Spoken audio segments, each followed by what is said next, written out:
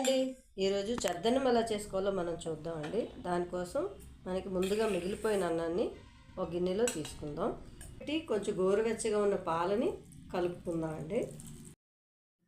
ఇప్పుడు ఇందులో మనం ఇలాంటి ఎయిర్ టైట్ డబ్బాలోని కొంచెం పెరుగు వేసుకొని దాన్ని మజ్జిగలా చేసుకుందామండి.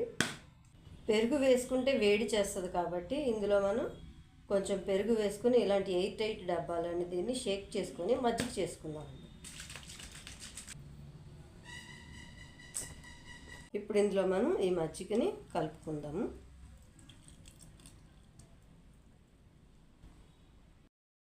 నీరుల్లిపాయ తినడం వల్ల ఈ ఎండాకాలంలో చలవ చేస్తుంది కాబట్టి ఈ నీరుల్లిపాయలను కూడా మనం దీనిలో కలుపుకుందామండి.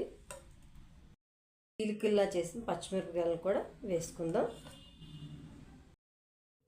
దీన్ని మనం కలుపుకుందామండి. దీన్ని కదపకుండా చక్కగా మూత పెట్టుకొని ఉదయం వరకు ఉంచుకుంటే దీనిలో మంచి ప్రోబయోటిక్స్ తయారవుతాయండి. ఇది తినడం వల్ల గట్ హెల్త్ చాలా స్ట్రాంగ్గా ఉంటుంది అన్నమాట. ఇంతేనండి, మన గట్ హెల్త్కి వెరీ హెల్దీ బ్రేక్ఫాస్ట్ రెడీ. ఈ వీడియో మీకు నచ్చితే లైక్ చేయండి, షేర్ చేయండి, మా ఛానల్ సబ్స్క్రైబ్ చేసుకోండి.